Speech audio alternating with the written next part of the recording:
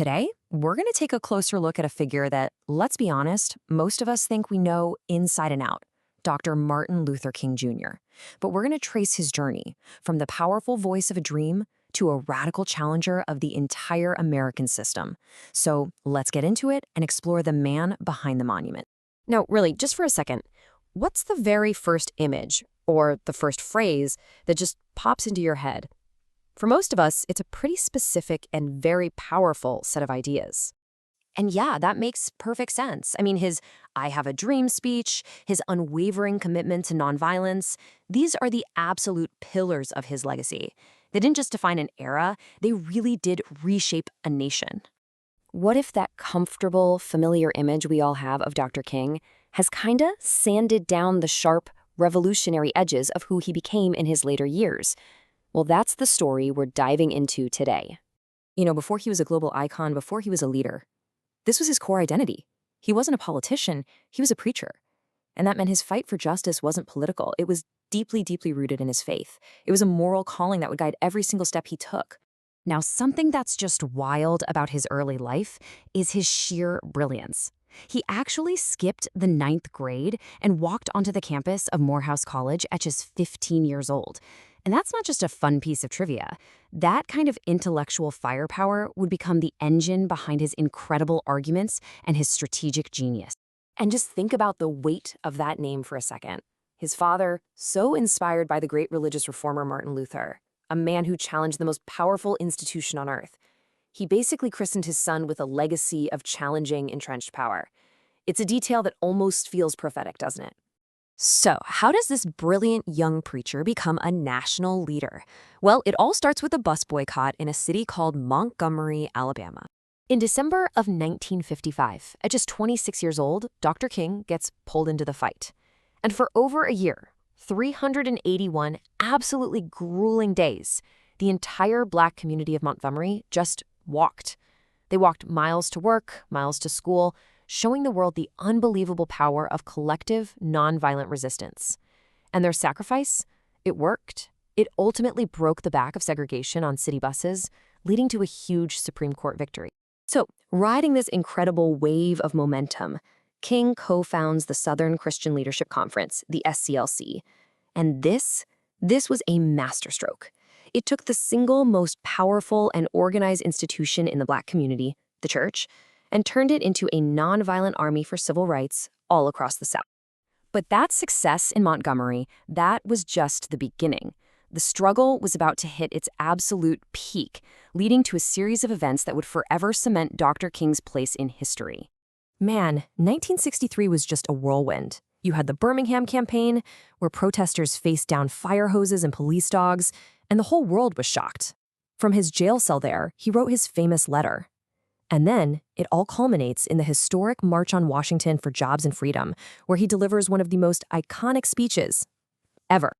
This one line, right here, it just captures the entire essence of his philosophy. He was arguing that freedom isn't divisible, that you can't have justice for some and not for others. He was making this profound point that this wasn't just a regional issue or a racial issue. This was a battle for the very soul of America itself. And his impact was just undeniable. In 1964, at only 35 years old, he became the youngest person ever to receive the Nobel Peace Prize. He accepted it, he said, on behalf of the entire movement. And then came Selma. The brutal attack on those peaceful marchers was broadcast on national television, and it brought the raw violence of segregation right into people's living rooms. The images from what they called Bloody Sunday were so horrifying, the moral outrage was so immense that it actually forced Congress to act, leading directly to the passage of the landmark Voting Rights Act of 1965. Okay, but right here is where the story takes a critical turn, because after achieving these monumental legal victories, Dr. King's analysis got deeper and his focus radically expanded. This was the question that started to haunt Dr. King. I mean, what good is it to be able to sit at an integrated lunch counter if you can't afford to buy the meal? He realized that desegregation wasn't the finish line, it was just the beginning of the struggle.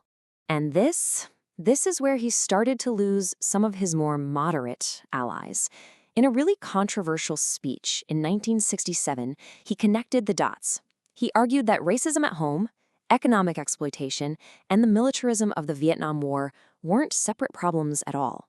He called them giant triplets that had to be fought together. You can really see the shift pretty clearly here. That first decade was a fight for civil rights, the right to vote, the right to sit on a bus, but his final years, they were about something much broader: human rights. The right to a decent job, the right to a livable wage, and the right to live in a peaceful world. He was even planning a poor people's campaign to bring the fight for economic justice right to the steps of the Capitol. And it was that new fight, the fight for economic justice, that took him to Memphis, Tennessee in the spring of 1968. He wasn't there by accident, not at all. He went to support Black sanitation workers who were on strike. They were fighting for basic dignity, for safety, for a living wage. Their struggle was a perfect real-world example of the economic injustice that he was now targeting. On the stormy night of April 3rd, knowing full well there were serious threats against his life, Dr. King gave what would be his final, haunting speech. It honestly feels like a prophecy. He talked about his own mortality, but his voice just soared when he spoke of his unshakable faith that we, as a people, will get to the promised land.